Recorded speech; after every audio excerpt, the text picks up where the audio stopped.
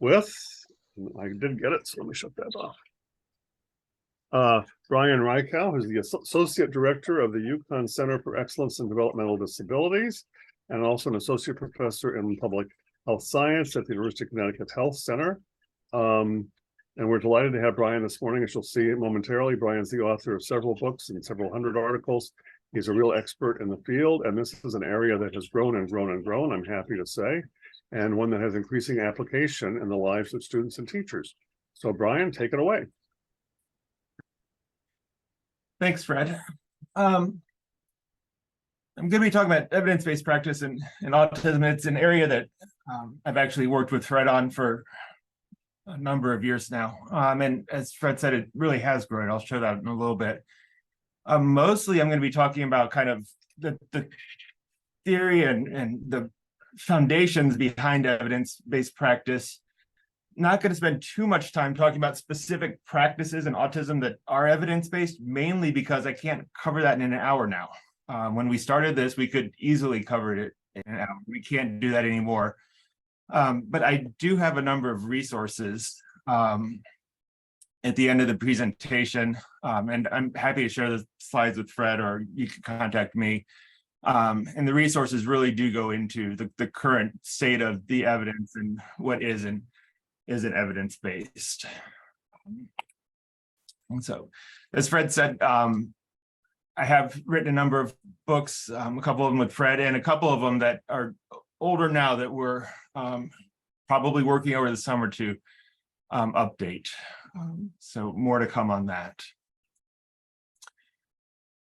When we think about evidence-based practice, it really goes back to what was then called evidence-based medicine back in the late 80s, early 90s, when people started thinking about having an accumulation of evidence on different practices and wanting to think about, how do we use evidence to inform what we do clinically? Now it seems like that's just the way things would be done, but 30 years ago it wasn't necessarily the case.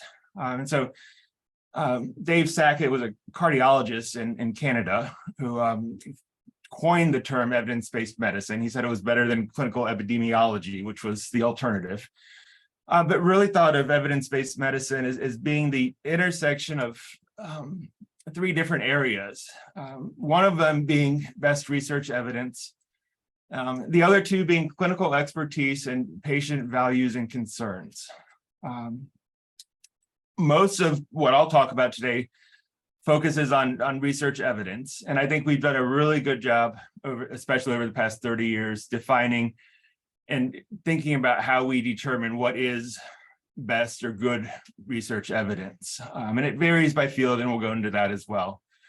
I'll also dive a little bit into patient values and concerns, which is kind of a tangent that Fred and I got on a number of years ago that is still relevant. I think probably is going to become more relevant. We'll get into that as well. And so with evidence-based practice, it really is looking at using empirical data as a basis or a foundation for making systematic decisions on what practices to use. And as we're looking at empirical data, research, we can really use several sources. And in the field of autism, this is very important because it's not a field it's not one field of study. There's not, it's not just psychologists, psychiatrists, education, speech. We have all these different disciplines that are involved in the care of individuals with autism, many of which have different research backgrounds, theoretical backgrounds to their research. So we need to be able to pull research from a variety of places, which is really where I got most interested in evidence-based practice when I was starting to go into this area. The main sources that we look at, and increasingly we look at meta-analytic studies or reviews of well-controlled empirical studies that show causal evidence of, if we do this treatment, we can anticipate this outcome. that for evidence-based medicine as a whole, that really is the foundation in which people look at. They look at randomized trials. We can also look at other types of evidence. In autism, many of the behavioral studies, for instance, are done using single case designs. Single case designs are also causal. They show that if you do treatment X, you have outcome, A. Lesser forms of knowledge, when other knowledge isn't available, we can look at case reports, accepted knowledge, clinical expertise. Luckily now in autism, there's been a huge increase in research over the past number of years. And so we're relying more and more on well-controlled studies that are able to make more definitive conclusions about the results of the research that lead to more confident findings and predictions.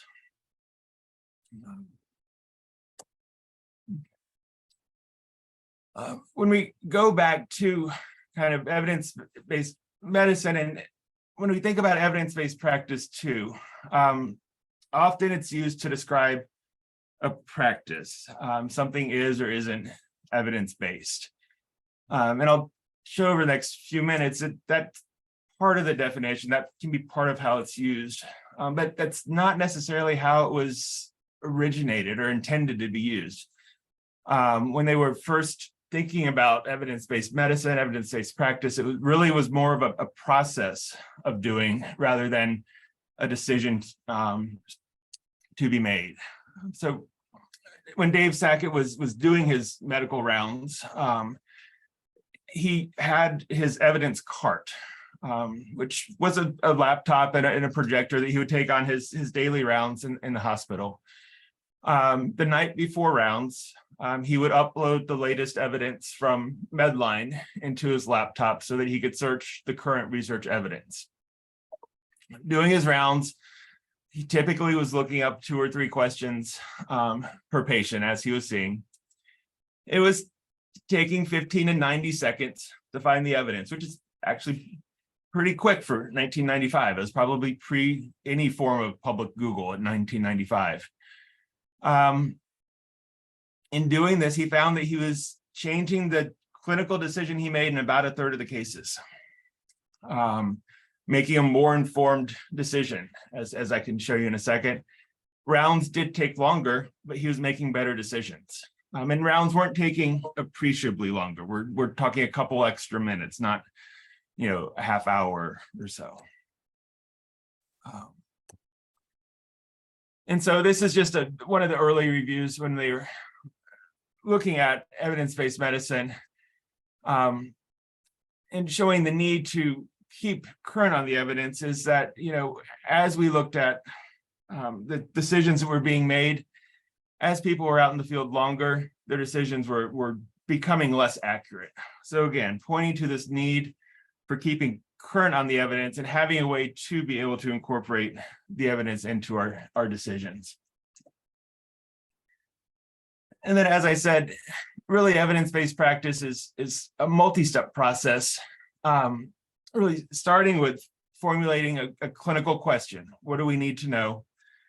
Searching the evidence and appraising the evidence. And then taking that appraisal and then being able to come up with a decision. And this is where that intersection of best research evidence, clinical expertise, and patient values and choice really came into play, and making that decision really a first choice of what do we want to do? Where are we going to start? I think for many people, that's where evidence-based practice begins and stops, is making that decision. Oftentimes we're using evidence that's already appraised. That's probably not a bad thing. But stopping at making a decision may not be the best thing. I think this evaluating the process is a step that gets overlooked, but is probably an essential step in ensuring that the choices that we made are having the intended outcomes. And with this process, it can start and stop, but it doesn't really ever end. If adequate progress is being made, we can stay the course, but we're continually evaluating to make sure that the outcomes that we are wanting to see or having the desired effects. And if not, we can go back. We might need to tweak the question and search for new evidence, or we maybe just need to make a different decision. So it's, again, it's a process that can be hopped onto at many of these different stages.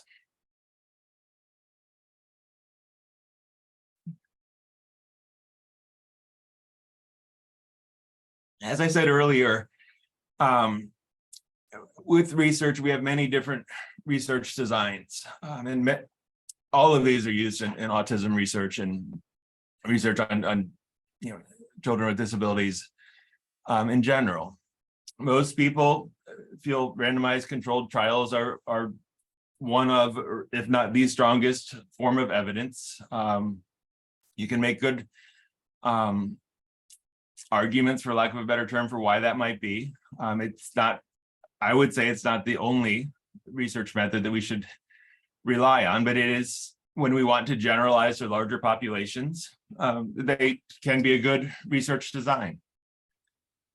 When done well, you can do very good randomized trials, you can do very poor randomized trials. Quasi-experimental designs that use similar logic as randomized trials. Again, we have single case research designs, qualitative research, correlational designs. Different fields have created criteria for how to determine evidence-based practices using all of these designs. The only research design that meets all definitions of evidence-based practice remains to be two randomized trials conducted by independent groups to achieve the highest standard of, or highest classification, if you will, of an evidence-based practice that has been and remains the gold standard. And for some organization, that's the only definition of what would constitute an evidence-based practice. As I'll show you in a little bit, that's where we started looking at in autism back in the late 90s. There were not many RCTs of autism interventions that had been conducted previously to 2000. Probably a handful, maybe a dozen. So identifying a practice as evidence-based resulted in no practices being classified as evidence-based. So that's where really thinking about how do we incorporate other research designs really became important, and was some of the first work that I did with Fred when we were really starting to think about, we know we have effective treatments for children, individuals with autism. How do we go about thinking about the research maybe in a little bit of a different way? And at a similar time, an article came out in the BMJ, and the BMJ is British Medical Journal. Each year around Christmas, somewhere in December, they have an issue that contains a number of satires. It's one of their annual traditions. I guess it's a little bit of a Christmas present to the readership. And one of them was an article on parachutes and gravitational challenge. And it was when evidence-based medicine, evidence-based practice was beginning to be more widely discussed. And the premise of the article was that we don't have a single randomized controlled trial on the use of parachutes for alleviating gravitational challenge when essentially jumping out of an airplane. Yet we have good evidence that one has a better chance of surviving leaving an airplane with a parachute on than without a parachute. The authors of the article suggested that people that only want to rely on randomized trials sign up for a randomized trial of parachutes, which didn't happen for a number of years. The other argument that they made was that we didn't need randomized trials to prove that parachutes were effective. We have very strong, what they would call observational evidence, basically seeing people jump out of airplanes and land safely. for a number of years, as I was, learning and talking about evidence-based medicine, there still had not been a randomized trial on parachutes.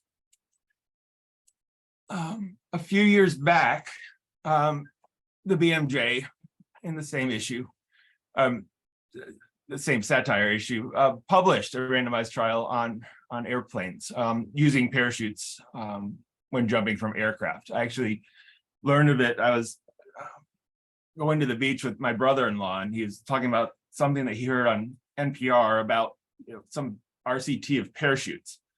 I thought it was too good of a coincidence to be not true.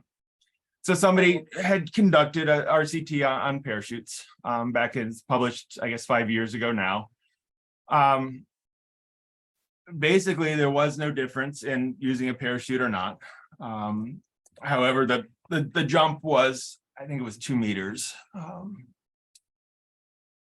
or 171 centimeters. So, but now we do have an RCT on parachutes, but not an RCT that would have answered this question. So again, thinking about how do we match the questions that we're asking to the answers that we need to find.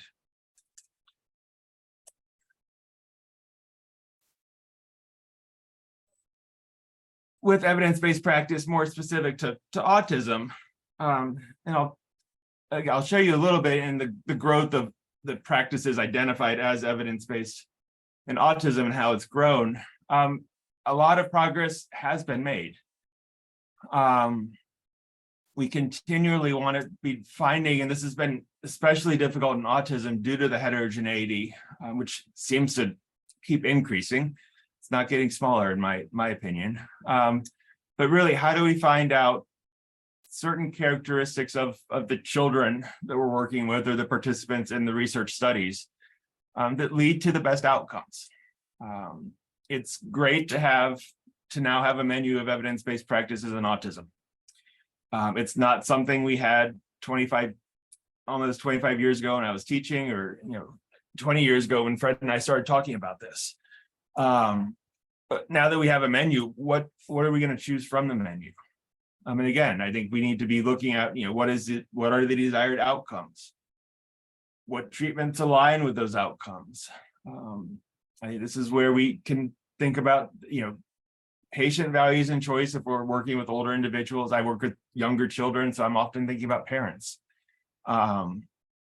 Is there a treatment that parents value more than another that might be as likely to lead to our desired outcomes? I think trying to think more precise about what we're using. We're now at a point where we can start to think precisely from a menu of evidence-based practices.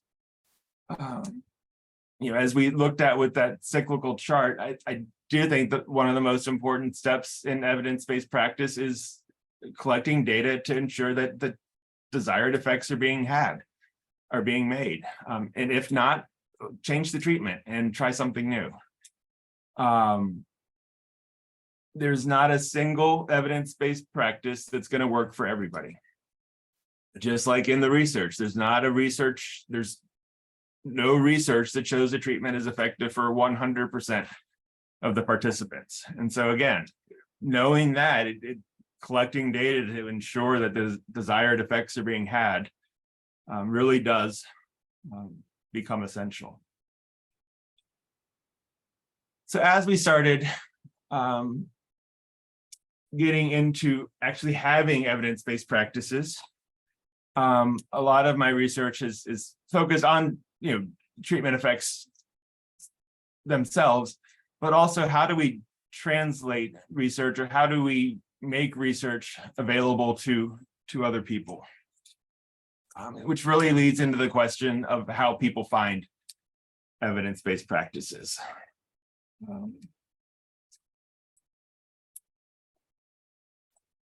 When we look at the research on autism, and this figure was created using PsycInfo and just looking up the term autism and looking at how many peer-reviewed publications were located in 5-year blocks, starting in 1943 with Connor's original paper. we didn't see much research published until the 1970s, and then a small increase in 5-year blocks up to about the turn of the century. And then really this exponential growth where between 2015 and 2020, there were almost 5,000 articles published per year that were indexed in PsycInfo, which with a limiter to look at just peer-reviewed publications. 5,000 publications per year. I think it's roughly 18 articles a day if one was to read all of them. It's getting to be too much. And so when thinking about how do we use evidence, this is where I think we want to be thinking about ways of digesting evidence, and that led to an interest in systematic reviews and meta-analysis, which when we think about evidence-based practice is often relied on and used heavily in those fields. One caveat with looking at reviews and using reviews, and I've done a number of reviews and meta-analyses, some better than others. Some use fancy numbers and create fancy figures and statistics, but they're all based on the evidence of the original studies. So if the studies weren't well done to begin with, when they're reviewed, they don't get any better. It's the garbage in, garbage out problem. And so that's one thing to be thinking about when consuming or looking at reviews of evidence. The other thing that's become difficult in reviewing autism evidence is the apples and oranges problem. And the apples and oranges problem is actually the technical term people in meta-analysis use for talking about ensuring that like interventions are being reviewed in one reviewer, like participants are being reviewed. For instance, we wouldn't want to do a review where we're looking at combining the effects of early start Denver model and sensory integration. They're not the same treatment. They're two different treatments. We want to review them separately. They would be apples and oranges, for instance. When we think about reviews too, they have different methods in which, even when looking at the same treatment, so we think about the first 7 meta-analyses of early intensive behavioral intervention, 0 studies were in all 7 of the meta-analyses. So even though we're looking at the same population, same treatment, different reviews done differently with different teams resulted in no studies being in all of the syntheses. So again, just thinking about, again, being careful of and being conscious consumers when we're looking at different reviews, which are often used in evidence-based practice. No.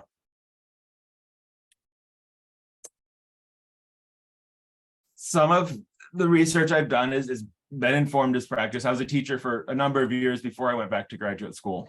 And the Raleigh-Durham area, I had essentially a teach model classroom for children with higher functioning autism, Asperger's, still at that time, in the early 2000s. All of their academics were in regular classrooms. They came back to me for social skills groups and getting through the day, for lack of a better term. One of the things we did social skills groups. So elementary school, these were 3rd graders at the time, and 2nd graders for some of them. We were doing social skills groups, school-based social skills groups for 2nd and 3rd graders. There was no research in 2000 on social skills groups for 2nd and 3rd graders in school-based settings. We did a review of social skills groups. Fred and I did a review while I was at Yale, about 10 years after these photos were taken. And as I think back and look back, that really talks about the research to practice gap that oftentimes we're trying to address. The other thing that happened in 2001, as I was a teacher, No Child Left Behind was passed, where anything done in educational settings was supposed to be based on scientific research. None of what I was doing had any scientific research. I was collecting data, and I would have been able to show what I was doing was having the desired effects for my students. But nothing we were doing would have been considered evidence-based at the time. So again, how do we bridge that gap? How do we provide that evidence that we need? So with the review we did, we looked at social skills groups for people aged 6 to 21 with autism, which was it was published in the Cochrane database of systematic reviews. The people aged 6 to 21 was the terminology they wanted us to use. It was consistent with other things that they were doing. Overall, and these were randomized trials at the time, we found 4 RCTs. Social skills groups had an average effect of about 1/2 of a standard deviation. So people who participated in the social skills groups on a standardized assessment had outcomes that were 1/2 standard deviation higher than individuals who were in the control group. For one of the studies, we were able to backwards extrapolate how many skills on the Vineland, given the age and kind of on average where the participants started, how many skills would they have learned for a standard deviation of 0.47? It was about 21 new skills, which to me is a very clinically meaningful difference. If we're able to do a 10 or 12 week social skills intervention and have people essentially learn 2 new skills a week, it's a pretty powerful intervention. And this is an older example that we can use. One of the problems is if we look at some of the research that was being done around the same time, or we go back to a clinical difficulty or clinical problem of a 3 standard deviations. And one of what would be one of the more recommended interventions was 1/2 a standard deviation. So we had about 1/6 of the power of intervention that we needed. Again, our interventions are getting better, and the review could use an update as well. Although I do not believe if we updated the review, we would be anywhere close to an effect size of 3. It might be higher than 0.5, but we would not be close to 3. So again, really points to the need for continued examination of evidence-based practices. So quickly, and again, these resources are available in at the end of the talk. I forgot a number on the slide for you, but I can tell you. If we look at one of the earlier definitions of evidence-based practice in more of the social sciences, the American Psychological Association published the Clinical Child Psychology, published a series of articles in 1998 and 2008. In 1998, they had a section on autism, and 0 interventions were categorized as evidence-based. In 2008, 2 of them would have met their higher criteria of evidence-based practice, which would have been early intensive behavioral intervention and PRT. Then parent skills training met one of their secondary classifications of evidence-based practice based on a series of RCTs of different programs. Each of them had 1 RCT, but no commonalities enough to reach the higher classification. But either way, we're going in 1998, we're going from 0. But then we're moving up as we get into later in the 2000 decade, and then over the past 10 years. Two of the larger reviews of autism interventions, and specifically autism interventions, have been done somewhat simultaneously, but independently. One was the National Professional Development Center on Autism, which was Sam Odom headed for a number of years down at FPG at UNC Chapel Hill. They have done now 3 reviews in which they've identified various levels of evidence-based practice. And if there's one resource that I would recommend, that would be the one I would recommend.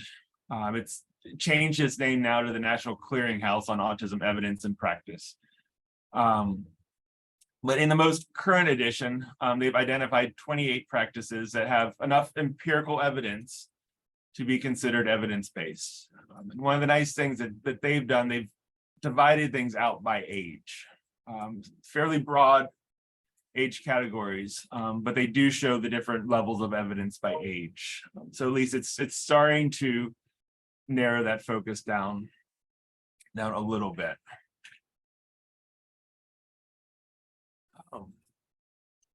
Up in Boston at the May Institute, a similar project with similar but somewhat different definitions was the National Standards Project.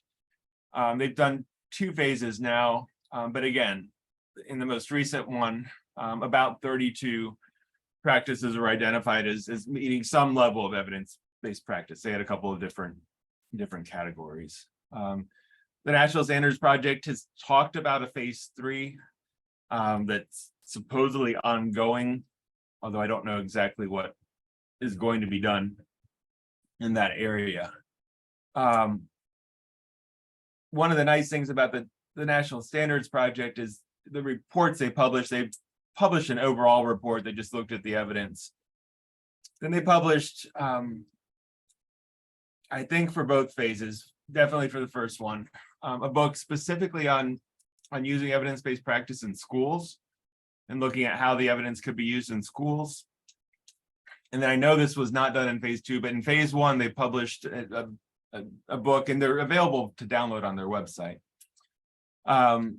specifically for parents. So using evidence-based practice for parents. And it's one of the few guidebooks on evidence-based practice specifically for an audience of parents and caregivers.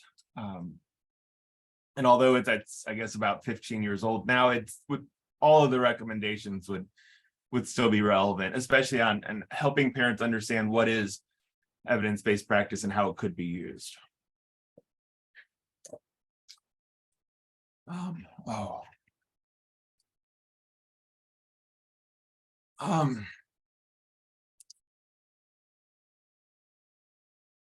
In autism, we have a number of treatments now that are identified as established evidence-based practices. I'm not going to spend a lot of time today talking about it, but we do have treatments that may likely be effective, that are not evidence-based practices. The National Autism Center found 13 interventions to be what they called unestablished. When I think of unestablished interventions, and some of these are complementary and alternative treatments, some of them are treatments that just don't have a lot of evidence yet, but may not be what we would consider complementary or alternative treatments. So those are interventions that are unestablished because there's simply not enough research, which is why these projects are ongoing and are repeated. There are interventions that meet their criteria for being unestablished because there's research showing they do not work. Facilitated communication would be one that's in the National Autism Center guidelines that would meet that definition. And so again, thinking about, how do we take, practices that we're doing. Again, this is where I think that it's not just identifying a treatment saying it's evidence-based and doing it, but doing that last step of the process of evidence-based practice and collecting data to ensure it's being done, I think really becomes important. If you want more on the unestablished interventions, the National Autism Center, the National Standards Project would be the better place, would be a good place to go. I could spend probably an hour or half a day on that if I wanted to, but we're not going to. Okay. So now back to patient values and choice. I'll spend a little bit of time and then I'll close up, and I'll wanted to leave time for questions if you have them, and be able to show you some of the resources. But usually when I give this lecture, Fred's not sitting there with me. And so part of this harkens back to a conversation we had where one of us, and I honestly don't know, when I do this lecture without Fred, I always say it was me that had this wonderful idea, but I have to give him credit today. What happens, or how do parents find out information on autism?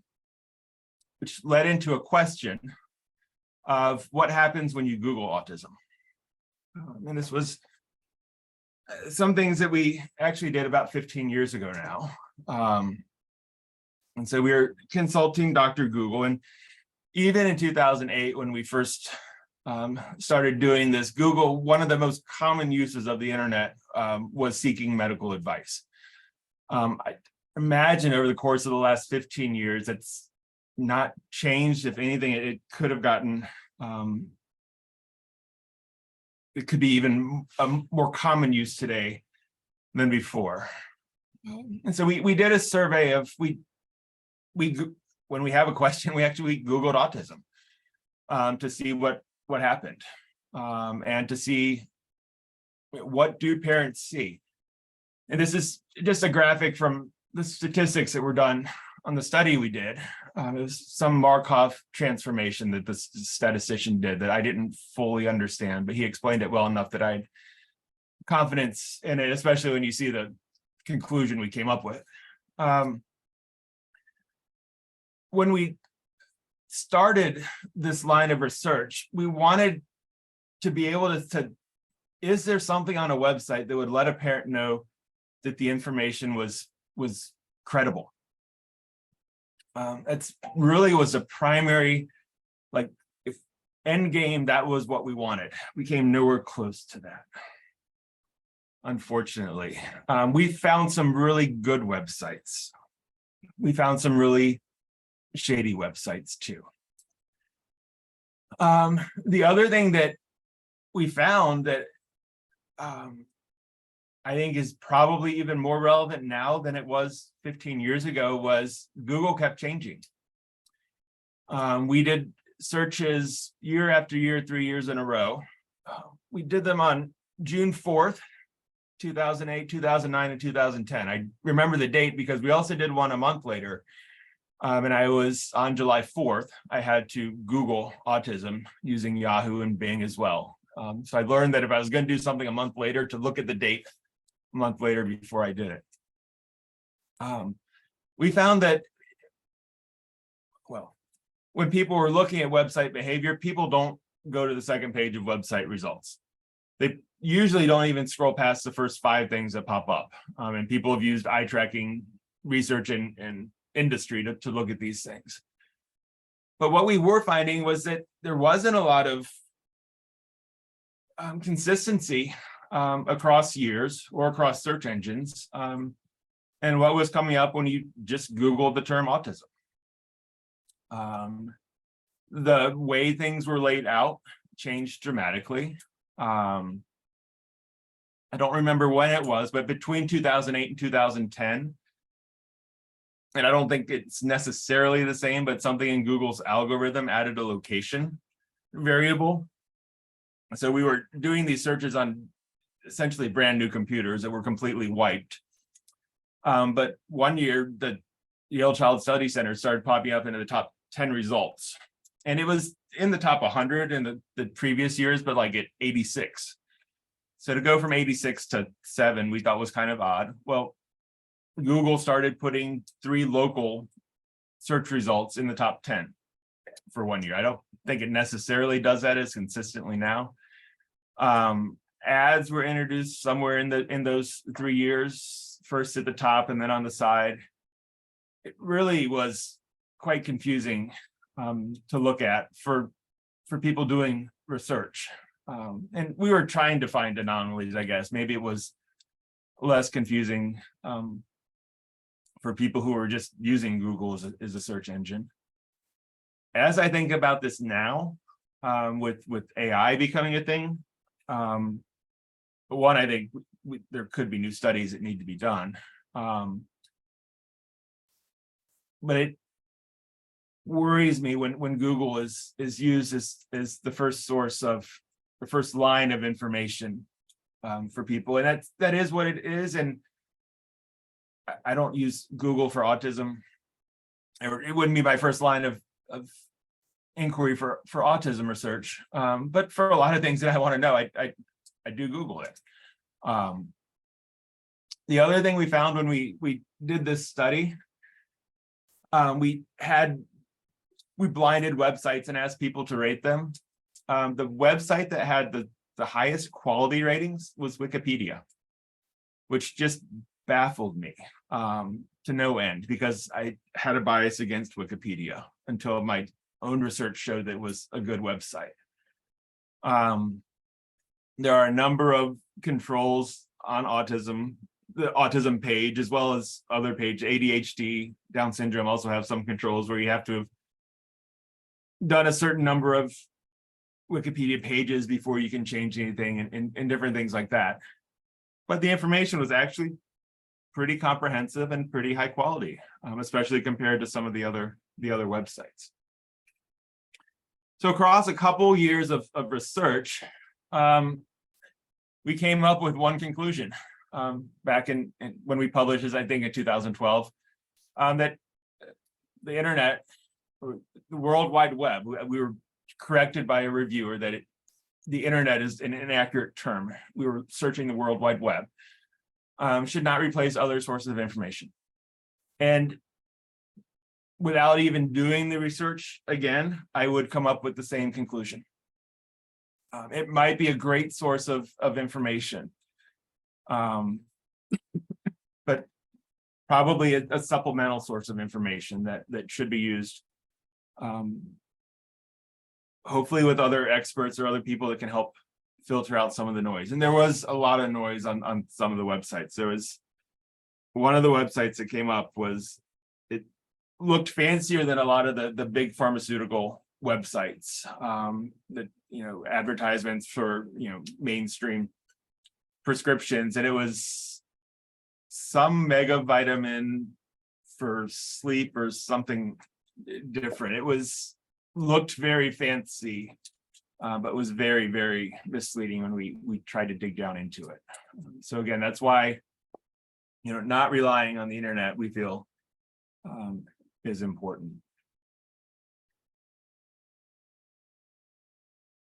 Okay.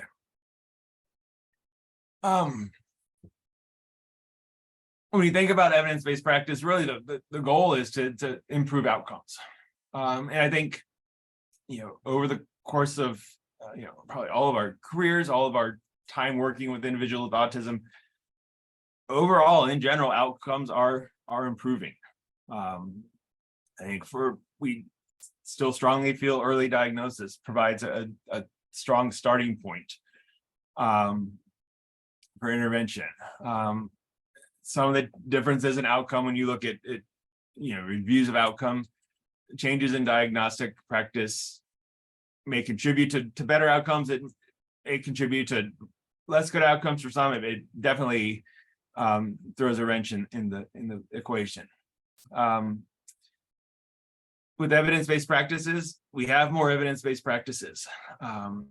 So the goals of identifying effective practices, that is improving and continues to improve. It doesn't negate the necessity of needing to monitor individual progress. I think when we think about outcomes in autism, with autism being a developmental disorder, it impacts development. And autism has an impact on development as well. It's cyclical, it goes both ways. I think really what we're trying to do is minimize that impact that autism is having on the development and really try to, maximize developmental gains that we see. And again, we think that evidence-based practice probably is something that we can use to help maximize these gains. I typically have a slide, I didn't see it today. When making a treatment decision, if there is an evidence-based practice and a non-evidence-based practice, everything being equal, I would choose evidence-based practice first. I can't think of a reason not to, with everything being equal. There could be reasons to choose something different, but if something is evidence-based practice and it's a viable option, that's where I would start, because it has been shown to be effective for a number of individuals. Again, monitoring progress to ensure that the gains are being made. So before I get into questions, and I think somebody's going to give me questions through the chat too. So if you want to type in questions in the chat, we'll get to those. Some of the resources, these are the two books on the National Professional Development Center. And there are research articles that have been published, a couple of them in the Journal of Autism.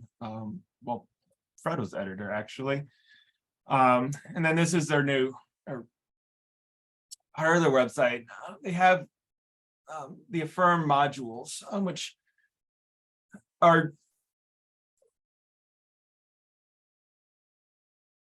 web-based videos, web-based tutorials on how to do many of the different evidence-based practices, and go into a lot of the different components. And so they accompany one another and really do make a nice package. As I said, the National Autism Center, I do like their resources, especially the Autism in the Schools and the Parents Guide. And the Autism in the Schools, again, was updated, but the Parents Guide was only in the first edition, but it's still relevant today.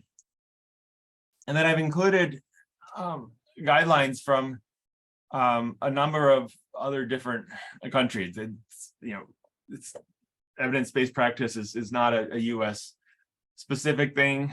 There's a lot of work that's been done in Scotland. The National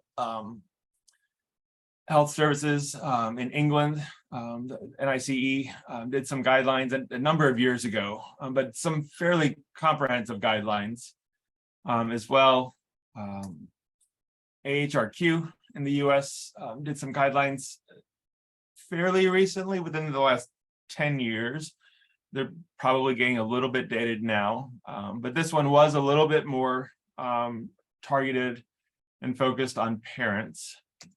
And then there were guidelines, I think the one on the left is from Ireland, if I'm not mistaken, and then the one in the middle is actually a white cover from New Zealand. It actually is a book, but the cover didn't, when I cut and paste it from the internet, it doesn't seem to want to give me an outline, and I'm not patient enough to try to figure out how to do it online.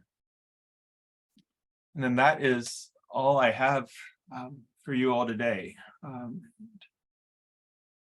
There are a number of people that have contributed to this work, to the point where I don't like listing people because I inevitably forget somebody. So it's just a broad thank you to everybody, and thank you all for the last 50 minutes of attention. So I'm going to stop sharing so I can start seeing again.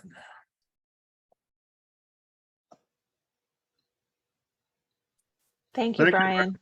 Yep. Fantastic. Eileen, do you want to field any questions? There's only one that was put in the chat. It was just regards to struggling with balancing evidence-based practice with neurodiversity and self-advocacy. Sure. This is where I think if we think about evidence-based practice being something that's a process, and it's not just doing something that's been labeled evidence-based, I think it actually fits well. Because evidence-based practice should involve the individual's values and preferences. And so it should be more of a discussion of coming up with a treatment plan or treatment decisions. And then, thinking of goals and monitoring progress towards those goals to making sure that the progress is being made, but also I think making sure that the treatment itself is acceptable to the person who's receiving the treatments. And so I think it can be actually fairly compatible and create a good balance when done well. I think oftentimes, and I think for many of the fields that work in autism, and education, psychology, probably psychiatry to maybe a little bit lesser extent, we often label things as evidence-based practices and then choose an evidence-based practice. And that somewhere along the line, the translation of evidence-based medicine to evidence-based practice lost the process of evidence-based medicine. And so I think if we go back to what it originated as, and if we think about all the different steps that should be involved in evidence-based medicine and using evidence-based practice now, then it is pretty compatible and does achieve that balance. I think without that, I think it could be a concern. Great point. I think that one of your early slides, Brian, you talked about sort of the sort of overlapping circles of you've got this body of research, but then you have these other circles. And in fact, the overlap is pretty small, and you have to think about the patient and the patient's preferences and that whole package of stuff, and then also what's practical from the clinical point of view. And these days we have these wonderful new evidence-based practices that are exorbitantly expensive. And how are you going to, pay for that? And it's a problem. And you say, well, that doesn't really apply to autism. But in point of fact, as we've seen, at least in this state, and I think around the country now, with the growth of everybody believes in ABA, and there's good evidence behind ABA, and that's a whole package in and of itself. But we have had the growth of people who get very quick and dirty ABA certifications who are not the highest quality ABA providers. And so, it's the economic aspect of this is also an interesting complication. Yeah. And with the economic considerations, insurance companies are looking at the evidence and doing their own reviews, and they have their own criteria for what's evidence-based. There are insurance companies that have done reviews of ABA therapy for autism that are available online. I haven't looked recently, but I know Cigna had done some, Blue Cross Blue Shield. In-house, they've done their own reviews to determine what is and what is not evidence-based for autism. They do the same thing for asthma and bronchitis and diabetes. That's how they determine what is and isn't covered. And so it is being used. And so I think, knowing what it is and how it can be used, I think is important to make sure that it's being used in the right way.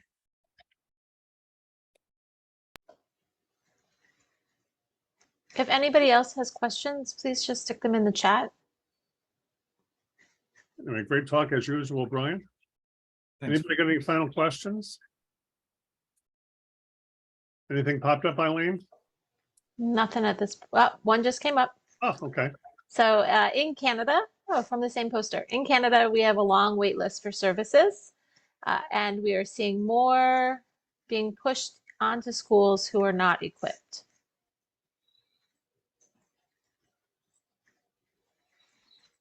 Yep.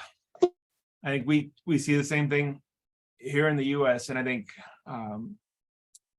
capacity building is difficult. I think hopefully now that we have practices that we can provide a basis of how people can be trained, and I think we have a better starting point of at least ensuring that people are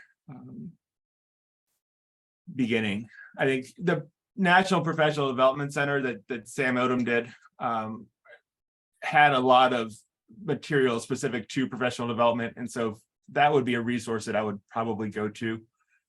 to look at some of the things they did with professional development and capacity building. Does that, then they asked a follow-up question wondering if you have suggestions how to build knowledge and skills in a staff not trained. Would that Yeah, be your suggestion? That would be my suggestion there. Yep.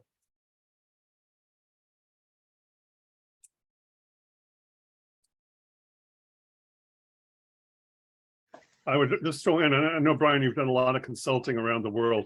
One of the things that's always interesting for me, if I go, for example, to England, and everybody tells me their child's in a TEACH program, ABA is not really very well funded or regarded, I think, because it's expensive in the UK. And so everybody's in a quote unquote TEACH program, but I'm never quite sure what that means. It's like hearing somebody's in a Montessori program.